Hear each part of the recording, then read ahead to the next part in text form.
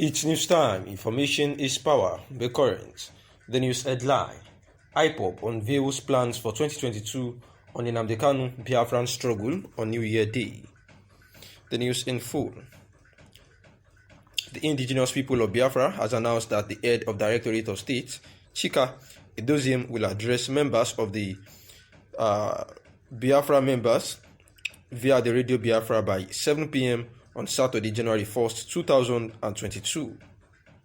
According to the statement issued by its spokesperson, Emma Powerful, which was made available to Sarah reporters on Monday, Edoziem was said to speak on important matters to chart the struggle for the sovereign Biafra nation. This is just as the leader of the Ipob, Kanu, still remains in the custody of the Department of State Security Services amid several protests by groups and calls by Nigerians and interest groups for his release. Powerful also disclosed that the program would go live on Facebook and other platforms.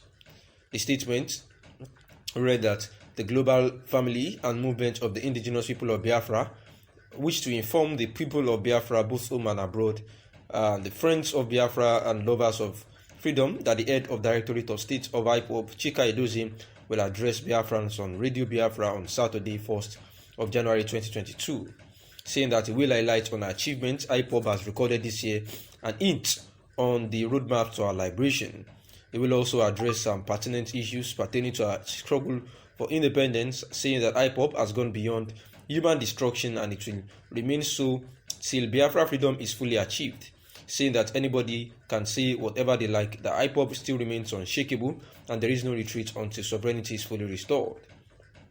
It was also claimed that the broadcast will simultaneously relay live through many channels, including the Ipob Community Radio, Radio Biafra FM, Facebook, satellite, and others, saying that they therefore urge everybody to hook and listen in the broadcast, saying that they wish to inform Biafrans that Mazi Chinazanworo and his crew will also be on Radio Biafra for questions and answers on 30th of December, and anyone that are Biafra members can call in during the live program for questions on anything Bolivian on the independence struggle. The Defunct Social Democratic Party, SDP, Professor Yowuse Aga has urged separatist agitators to go about the agitations in a civilized manner to avoid bloodshed.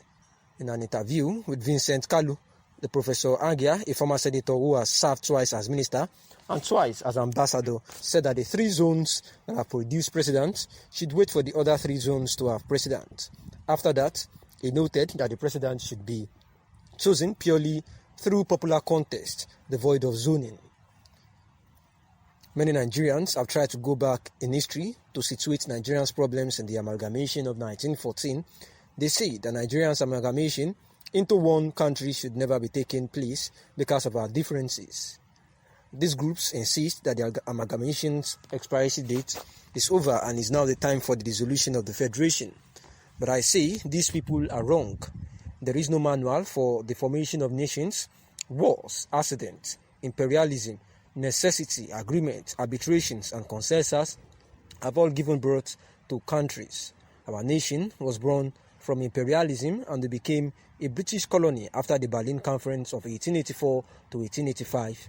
But we shook off the shackles of colonialism and emerged as an independent nation.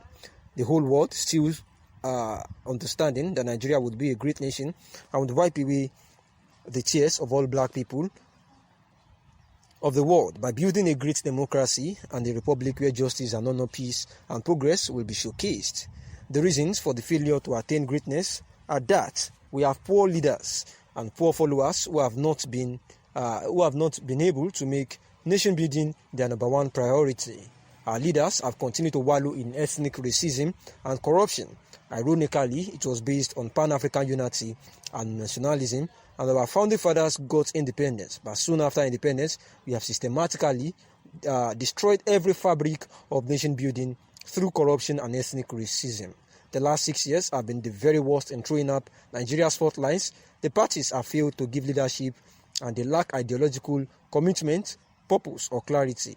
The weak institutions of states have been unable to defend democracy, and the Nigerian people have yet not resolved on national greatness. When we decide, nobody can stop us, the professor says.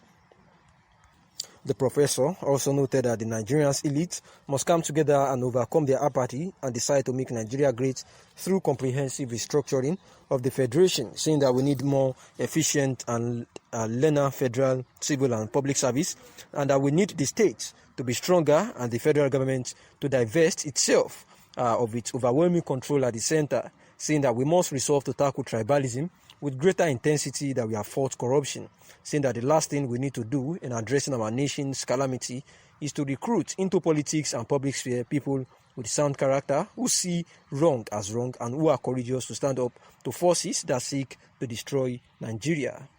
Asking about insecurity, saying that we started with Boko Haram and now ISWAP, saying that the United Arab Emirates recently named some Nigerians sponsoring the insurgent group, saying that Nigerians were excited, thinking that those who have contributed to the plunging this country into the crisis that has got millions of dollars and the carnage that followed will be prosecuted. However, the presidency said charging them is not a priority, and the professor was asked about his view on this particular statement, responding that the view is that the government has been living in denial and that Nigeria is first starting from a civil war that religious extremists and ethnic bigotry have foisted over us. The government has invented semantics of deception, which is helping terrorists by packaging them as bandits and even worse, non-state actors. I was walking on eggshells to call the foreign Fulani terrorists arsonists, rapists and land grabbers through genocide as non-state actors.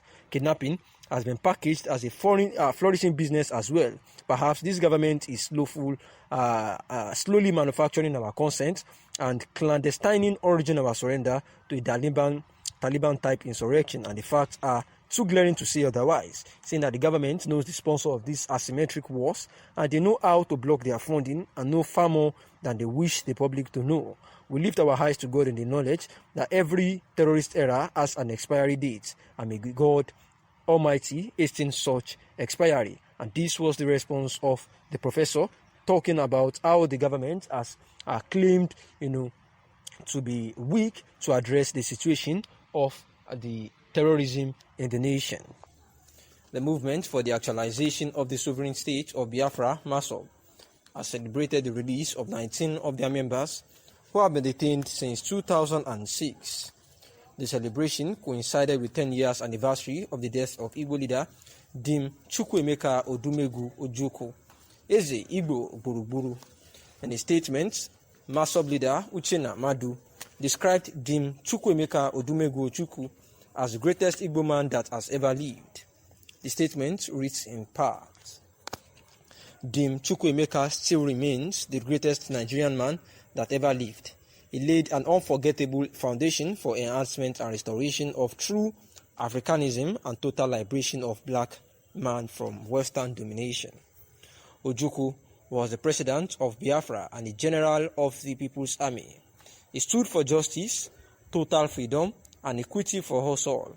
We are celebrating a living legend, a symbol of Igboism, the lion that is fear conquers the enemy of his people.